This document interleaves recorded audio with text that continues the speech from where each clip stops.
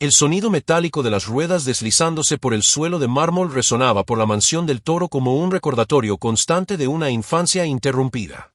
La pequeña Lucía, de apenas 3 años, sentada en su silla de ruedas infantil, respiraba de manera corta e irregular en aquella tarde gris en Madrid. Sus grandes y oscuros ojos parpadeaban lentamente, como si lucharan por permanecer presentes en el mundo.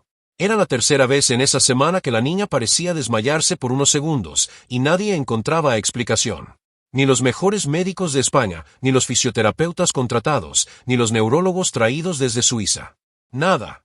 Solo conclusiones vagas, diagnósticos inconclusos y la misma sentencia repetida como una maldición: nunca caminará. Si te gusta este tipo de contenido, no olvides suscribirte a nuestro canal Historias de Millonarios. Subimos vídeos nuevos todos los días. Si te gustó la historia, deja tu like y un comentario. En los comentarios, cuéntanos de dónde eres y a qué hora nos ves. Fue entonces cuando Inés Herrera, la niñera recién contratada, notó algo que nadie más había percibido. Proveniente de un barrio humilde de Vallecas, acostumbrada a reparar en detalles que la vida lujosa ignora, estaba acomodando los cojines detrás de la niña cuando sintió un olor extraño.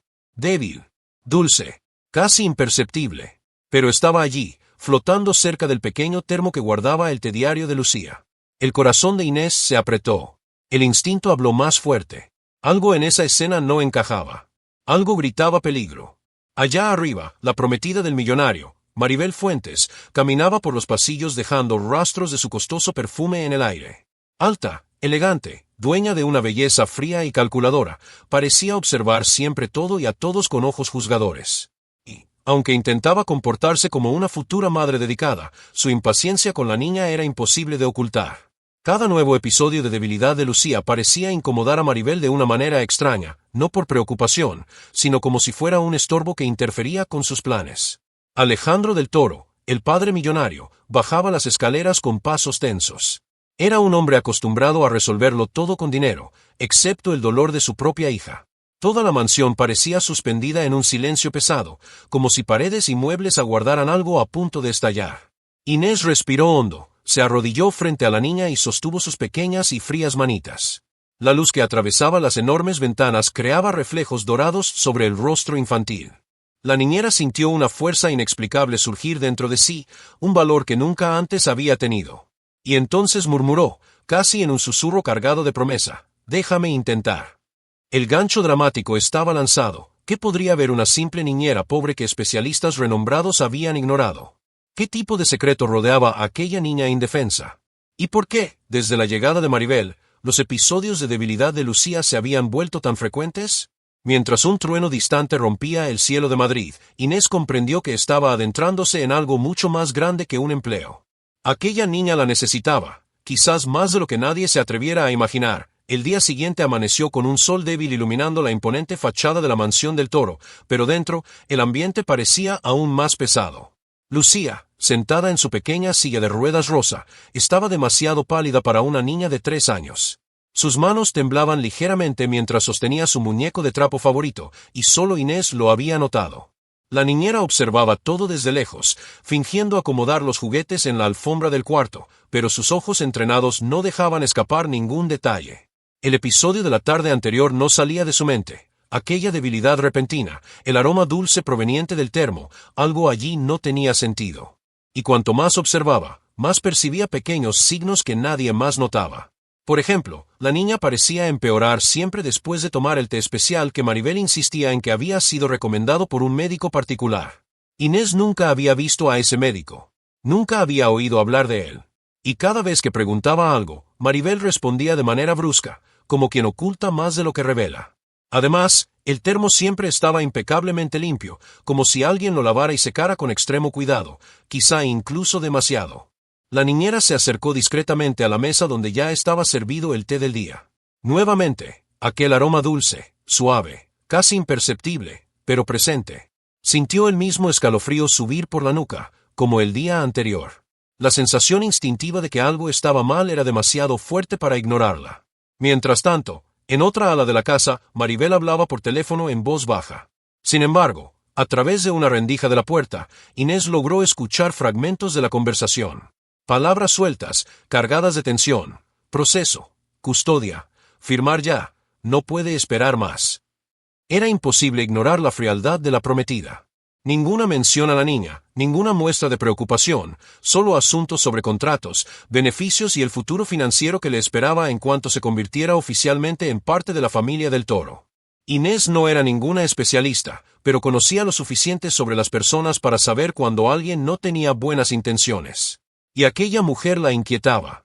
Algo en la postura de Maribel, en la forma en que observaba a Lucía desde arriba, sin cariño, como si la niña fuera un obstáculo, todo aquello sonaba terriblemente mal. Sin embargo, el momento más perturbador del día aún estaba por llegar. Mientras le colocaba el abrigo a Lucía para llevarla al jardín, Inés notó nuevamente la misma marca fina, casi invisible, en el lateral del cuello de la niña. No era un golpe común. No era un rasguño de un juguete. Era algo más preciso, delicado, repetitivo. La niñera tragó saliva. La marca no estaba allí la semana pasada, según el informe de las cuidadoras anteriores. ¿O sí estaba, y nadie quiso notarla? El peso emocional oprimía el pecho de Inés, una niña frágil, indefensa, incapaz de decir lo que sentía o lo que necesitaba, y alguien, causándole un sufrimiento silencioso. La atmósfera se volvía más densa con cada minuto. El suspenso crecía. Y surgía la pregunta inevitable. Si nadie más lo ve, ¿estará sola en esta lucha? La mañana transcurría demasiado silenciosa cuando Maribel entró en la habitación de Lucía con pasos firmes, los tacones resonando en el suelo como pequeños martillazos que anunciaban peligro. Inés, que estaba peinando suavemente el cabello de la niña, levantó la vista, y en ese instante percibió algo diferente. La mirada de Maribel tenía un brillo duro, afilado, como si finalmente dejara escapar el verdadero rostro detrás de la máscara de elegancia. No era solo frialdad. Era control. Era amenaza. La novia se acercó lentamente, examinando a Lucía como quien evalúa un objeto. Luego colocó sobre el escritorio un frasco blanco, sin etiqueta. Inés lo observó con la atención de quien siente que acaba de ver algo prohibido. El frasco era igual al que la fisioterapeuta anterior utilizaba en el supuesto tratamiento muscular complementario. Pero, según el último informe médico, Lucía no debía usar ningún tipo de crema estimulante. Nada. Ninguna sustancia. Ninguna intervención nueva. Inés sintió la piel erizarse. Maribel notó la mirada de la niñera y sonrió con los labios, pero no con los ojos.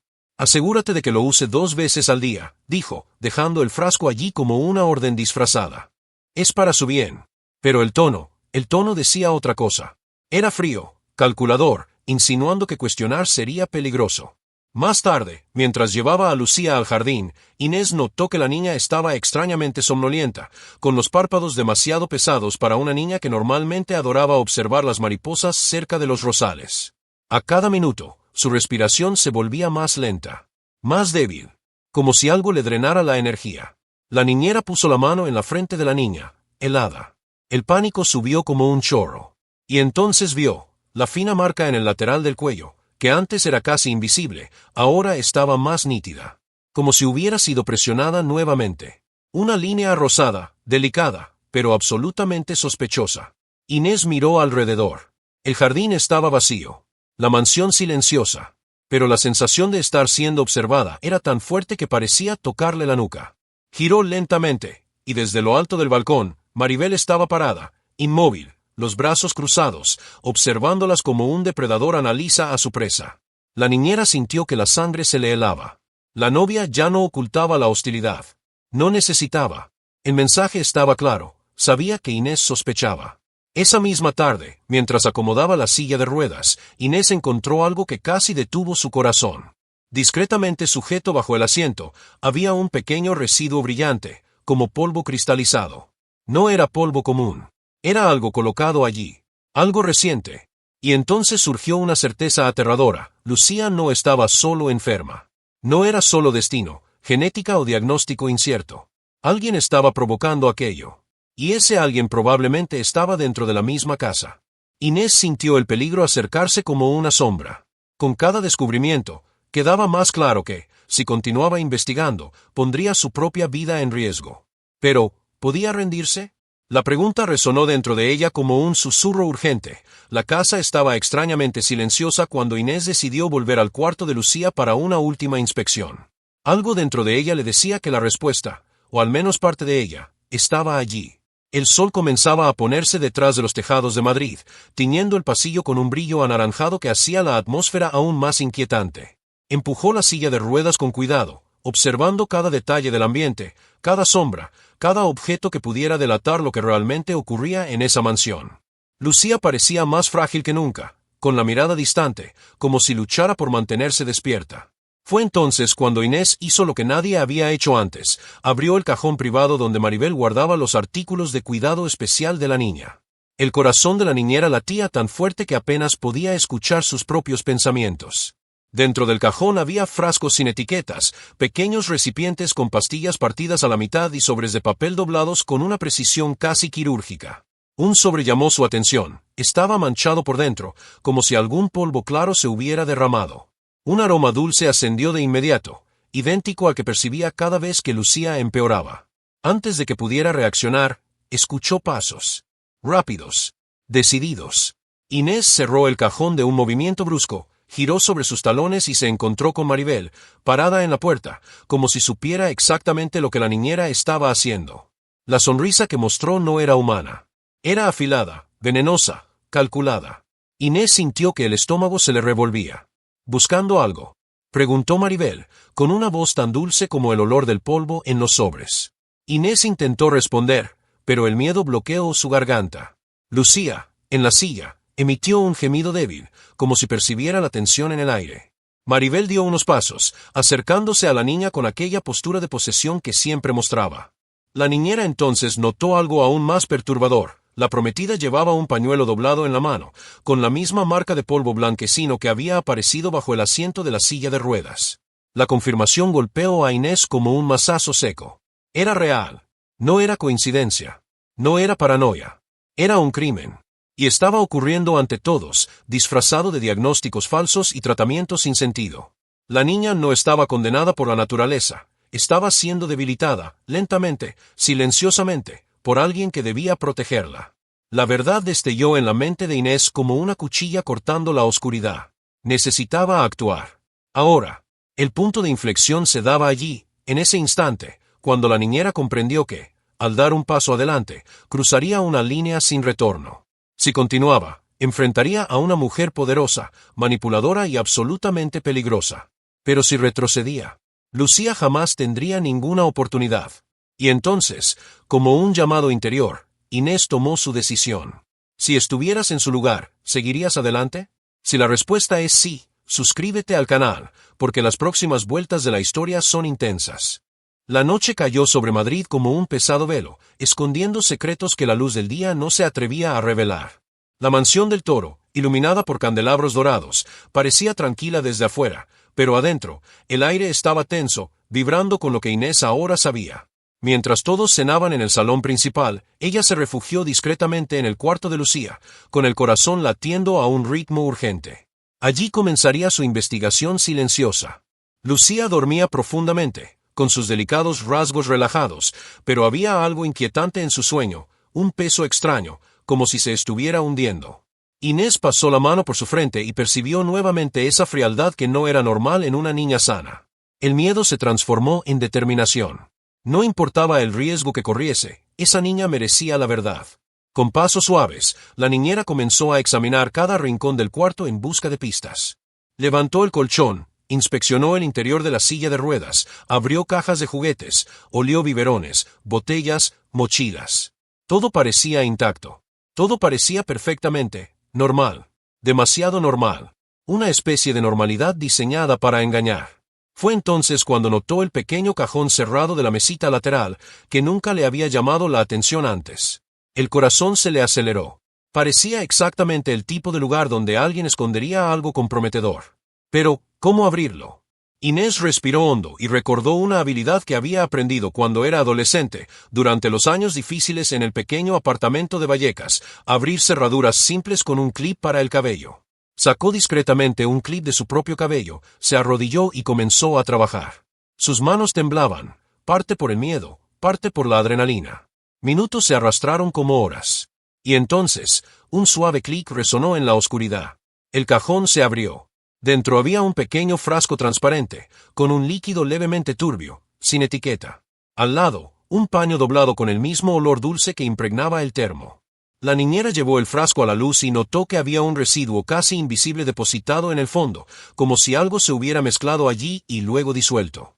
Su estómago se revolvió. Quiso llorar, gritar, correr hacia Alejandro y mostrarle todo de inmediato. Pero no podía.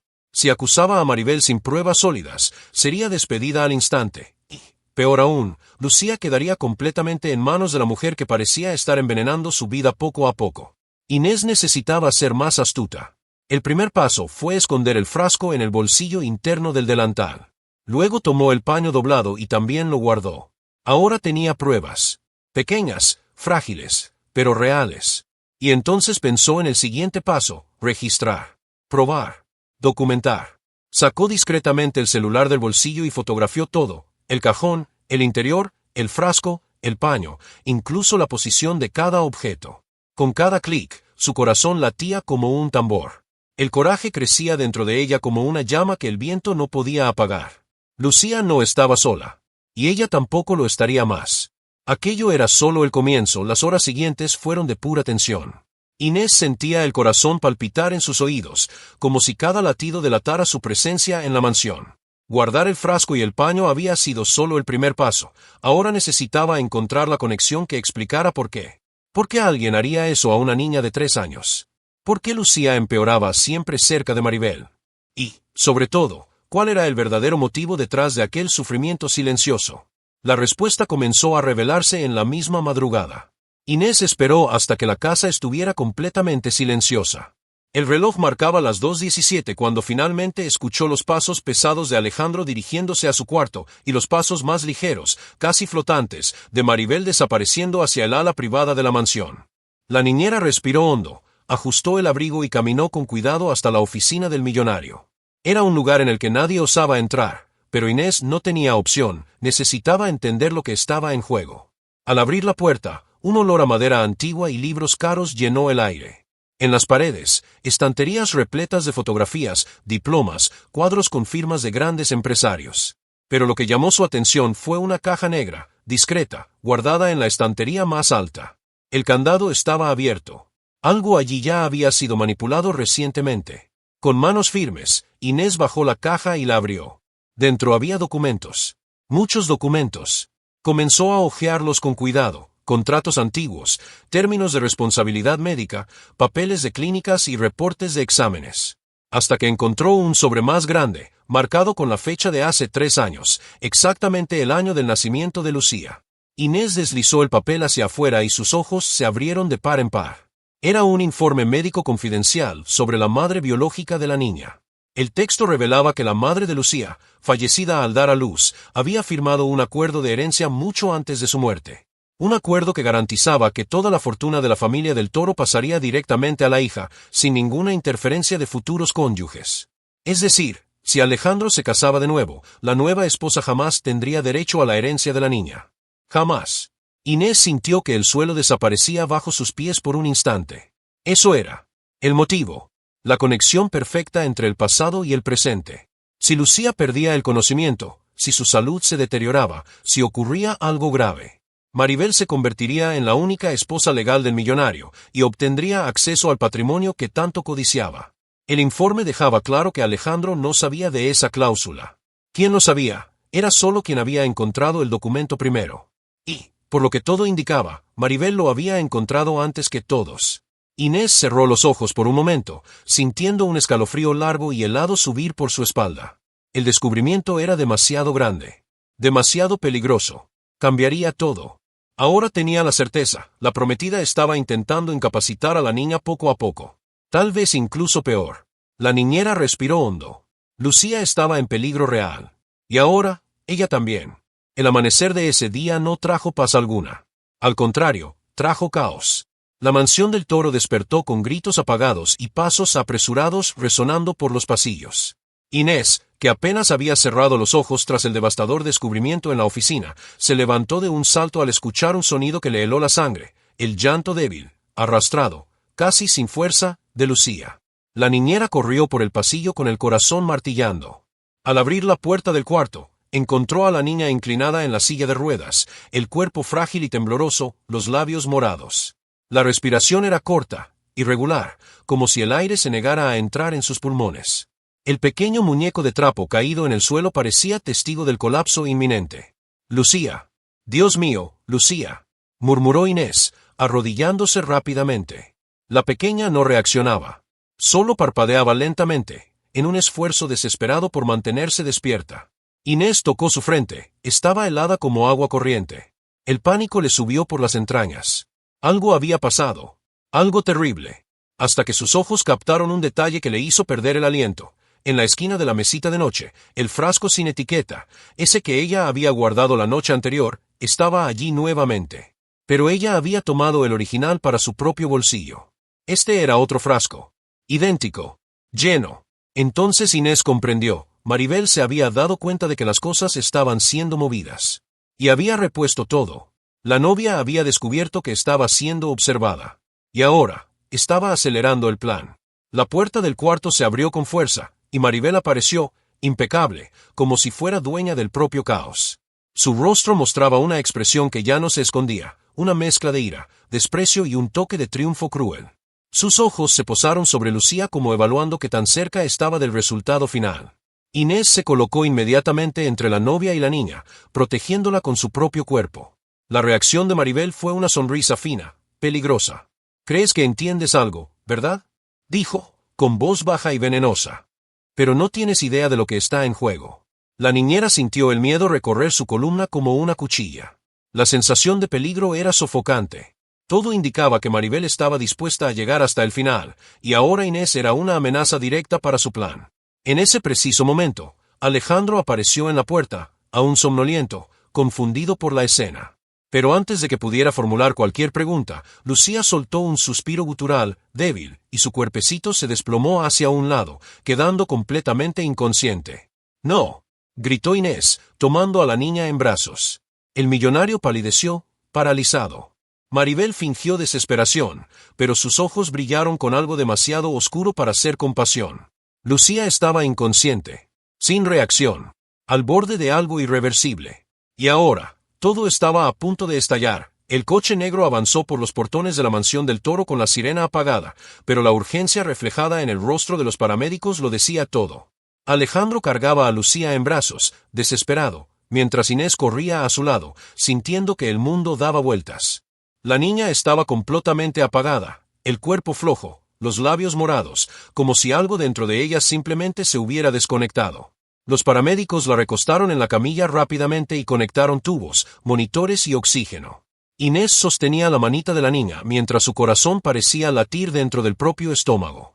Esto ya no era un susto. Era un colapso real. Definitivo. Posiblemente fatal. Saturación bajando. 78. 74, dijo uno de los paramédicos. El desesperado grito de Alejandro salió de forma involuntaria. Maribel, sin embargo, observaba todo en silencio. Lejana. Fría. Como si aquello fuera solo una fase incómoda que superar antes del futuro perfecto que había planeado. Pero el destino tenía otros planes. En cuanto la ambulancia salió de la mansión, Inés vio algo en el suelo del vestíbulo, un pañuelo. No un pañuelo cualquiera. Era el mismo que Maribel había llevado en su cuarto, con una discreta mancha blanquecina. La niñera lo recogió rápidamente y lo escondió en el bolsillo. Pero lo más impactante estaba por venir. En el Hospital La Paz, donde Lucía fue ingresada de urgencia, un médico alto y serio salió de la sala de emergencias con semblante tenso. ¿Quién es responsable de la niña?, preguntó. Yo soy el padre, respondió Alejandro, casi sin aliento. El médico respiró hondo. Encontramos rastros de una sustancia inusual en la sangre de la niña. Algo administrado lentamente durante semanas. No es natural. No es accidental. El mundo pareció detenerse. Alejandro palideció. Inés contuvo la respiración. Y Maribel dio un paso atrás. El médico continuó. Estamos analizando, pero por el patrón, parece interferir directamente en los músculos y en la capacidad de movimiento. El choque invadió el rostro del millonario como un relámpago. Eso significa que nunca pudo caminar, por culpa de... Hay grandes probabilidades, señor del Toro. Alguien estaba impidiendo el desarrollo motor de su hija. El silencio que se instaló fue tan pesado que parecía llenar todo el pasillo del hospital. Fue entonces cuando Inés dio un paso adelante, sacó el frasco que había escondido en el bolsillo y se lo entregó al médico. Esto estaba en su cuarto. Y, esto también. Extendió el pañuelo con el polvo blanco. Alejandro se volvió lentamente hacia Maribel. Sus ojos, antes ingenuos, ahora ardían con una mezcla de miedo y furia. Maribel, al darse cuenta de que la verdad la acorralaba como un cerco inevitable, comenzó a retroceder. «Tú, sabías», susurró Alejandro, con la voz baja, ronca y quebrada. En ese instante, un policía que acompañaba a los paramédicos se acercó. «Recibimos denuncia y análisis preliminar. Hay pruebas suficientes para detención e investigación inmediata». Maribel intentó huir, pero el policía sujetó su brazo con firmeza. Las grabaciones del cuarto, junto con las fotos de Inés, el frasco, el pañuelo, todo estaba allí. Todo. La verdad había estallado. Y la máscara de la malvada novia finalmente cayó ante todos. Las puertas de vidrio del hospital se cerraron detrás de Maribel mientras era escoltada por los policías. Su rostro, antes impecable, ahora era una máscara distorsionada de odio y desesperación. Los flashes de las cámaras comenzaron a aparecer de la nada. Los periodistas habían sido alertados sobre el caso de la novia perfecta acusada de envenenar a la hija del millonario del Toro. Y, por primera vez, Maribel perdió el control. «Ustedes no entienden. Lo hice por nosotros», gritó, intentando soltarse de los oficiales. Alejandro observaba todo en silencio, con el pecho agitado y los ojos enrojecidos. Cada palabra de ella era un golpe. Él había creído en ella. La había defendido, entregado su casa y su hija a un monstruo. Inés permaneció a su lado, inmóvil. Solo cuando Maribel giró la cabeza y encaró a la niñera con odio puro, la verdad salió a la luz. «Esto es culpa tuya», escupió la novia, forcejeando. «Si no hubieras aparecido, lo habría conseguido. Él habría sido mío. Esta niña me habría alejado de él. Solo quería detenerlo. Solo quería que ella no existiera en el camino». Alejandro abrió los ojos, horrorizado. «¿Tú intentaste matar a mi hija porque te molestaba?», susurró. Maribel rió. Una risa rota, desequilibrada. «No fue solo eso», dijo, levantando el mentón como si fuera su última confesión. «Si ella nunca hubiera caminado, todo el dinero habría sido tuyo, ¿verdad? Habría sido tan fácil. A ti ni siquiera te importa ese detalle. Me necesitabas a mí. Yo iba a ser la esposa perfecta, la madre fuerte. Y esa niña seguiría exactamente como yo la dejé». El policía arrastró a Maribel hacia la patrulla, pero Alejandro caminó detrás de ella, con la mirada llena de lágrimas. «Me robaste la vida de mi hija», dijo con voz baja y devastada. «Dios mío, ella podría haber caminado, podría haber vivido otra historia». Maribel se detuvo, giró la cabeza y susurró con frialdad. «Nunca se trató de ella. Se trató de mí». La puerta de la patrulla se cerró, y el coche desapareció entre el tráfico del hospital. El silencio que quedó era sofocante. Alejandro se desplomó en un banco, cubriéndose el rostro con las manos. Parecía más pequeño, roto, como si cada certeza de su vida hubiera sido arrancada en segundos. Inés se acercó lentamente. «Ella no ganó», dijo la niñera con voz suave pero firme. «Lucía está viva. Y ahora tiene una oportunidad por primera vez». Los ojos de Alejandro se llenaron de lágrimas. «Fui un idiota. No vi nada. Nada», temblaba. «Y tú lo viste todo. La protegiste. La salvaste, Inés. Mi hija está viva gracias a ti». En ese instante, el médico reapareció en el pasillo. «Señor del Toro, necesitamos hablar. La niña está respondiendo al tratamiento. El bloqueo muscular está disminuyendo. Despacio, pero está disminuyendo». Inés se llevó la mano a la boca. Alejandro se levantó de un salto. «¿Qué significa eso?», preguntó, con esperanza mezclada con miedo. El médico respiró hondo. «Significa que, por primera vez, su hija tiene una oportunidad real de moverse. No puedo prometer milagros, pero algo está cambiando. Algo bueno». Los ojos de Inés se llenaron de lágrimas. Alejandro quedó inmóvil, como si el mundo se hubiera detenido. Lucía estaba viva. Lucía estaba luchando. Lucía podía cambiarlo todo. Los meses siguientes trajeron una calma que parecía imposible después de tanta oscuridad. El caso de Maribel se convirtió en titular en toda España, la novia dorada que casi destruye a un heredero. Fue declarada mentalmente inestable y esperaba juicio en un centro penitenciario, lejos de cualquier posibilidad de hacer daño nuevamente. Mientras tanto, la vida de la familia del Toro comenzaba, finalmente, a reconstruirse. Lucía, ahora con 3 años y medio, continuaba su rehabilitación en el Centro Neurológico de Barcelona. Con cada visita, los médicos confirmaban lo que parecía un milagro. Sus músculos recuperaban fuerza, sus nervios, antes bloqueados, respondían cada vez mejor a los estímulos. Todavía usaba la silla de ruedas, pero ahora sus pies tocaban el suelo con firmeza durante las sesiones, y sus dedos, antes inmóviles, comenzaban a abrirse y cerrarse con control. El primer movimiento real ocurrió una tarde de primavera. Alejandro e Inés estaban sentados a su lado cuando la fisioterapeuta pidió que la niña intentara empujar un juguete con el pie izquierdo. Lucía frunció el ceño, apretó los pequeños dedos y entonces, con un esfuerzo que tensó todo su cuerpo, movió el pie algunos centímetros. Poco, pero real. Alejandro lloró sin vergüenza. Inés sostuvo la mano de la niña, emocionada. ¿Ves?, dijo suavemente. Tu cuerpo se está despertando, mi niña. Lucía sonrió, una sonrisa lenta, tímida, pero llena de vida. Esa imagen quedaría grabada para siempre. En los meses siguientes, Alejandro transformó la mansión en un hogar menos silencioso. Dejó de lado la arrogancia antigua. Comenzó a cocinar, aunque mal, para su hija. La llevaba al jardín, le leía cuentos antes de dormir, por fin conocía a la niña que siempre había amado, pero a la que nunca había tenido tiempo de ver realmente. Inés. Inés ganó un lugar que jamás habría imaginado. Continuó viviendo en la mansión, pero ahora no solo como niñera. La prensa la llamaba la protectora, la luz de la niña rica, la mujer que enfrentó a la novia millonaria.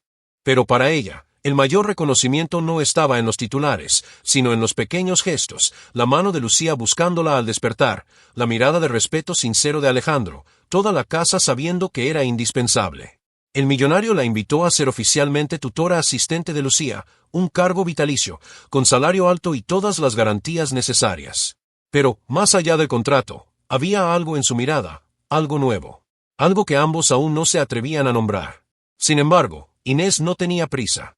La herida reciente aún necesitaba sanar. Y Alejandro, con el corazón reconstruido, sabía que no podía mezclar sentimiento con gratitud tan pronto. El tiempo haría su trabajo. Lo más importante era Lucía. Y la niña seguía avanzando. En aquel último día de primavera, mientras el sol se ponía sobre las montañas de Montserrat, Inés observó a Lucía intentando ponerse de pie sosteniéndose de una barra metálica. Sus piernas temblaban. Sus dedos apretaban con fuerza. Pero los ojos brillaban. Ella estaba luchando. Y, por primera vez desde su nacimiento, la lucha daba resultado. Inés sonrió, secó una lágrima y pensó. El mundo intentó quebrarla, pero ella renació. La vida había sido cruel, pero ahora comenzaba una nueva historia. Una historia de sanación, de amor, de un nuevo comienzo, y de esperanza.